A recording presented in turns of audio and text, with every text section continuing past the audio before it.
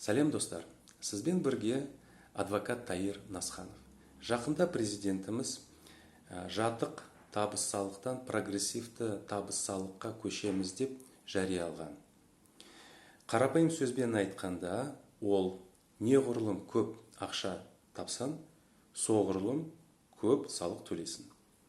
Менің ойымша, бұл идеяға екі себеп бар. Бірінші, ол ауыр экономикалық жағдай. Ал екінші, ол әділеттілікті көрсету. Байлар салықты көбірек төлеу керек. Бірақ бұл идея біздің қоғамымызда негативтік реакция тудырған.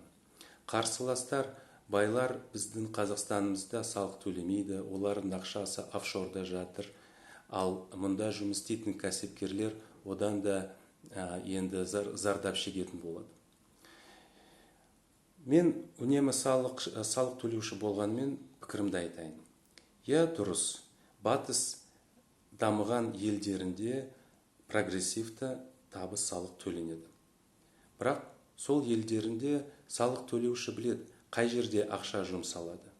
Ол салыққа мемлекет оған әділ сот, адал прокуратура мен полиция, жақсы жолдар мен медицинаны ұсынады. Егер бізде осылай болса, мен екі қолымен бұл идеяны қолдаймын. Бірақ болады ма? Үлкен сұрақ.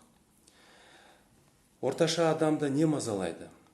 Ол біздердің байлардың үлкен виллалары, жүздеген мың доллар ақша тұратын автокөліктері, көп пәтерді тұратын сақиналары, тағы басқа орынсыз алтын унитаздары.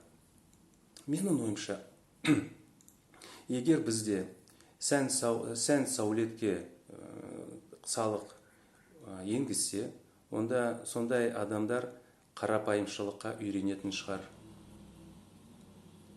Мен солай деп ойлаймын, үмітім бар.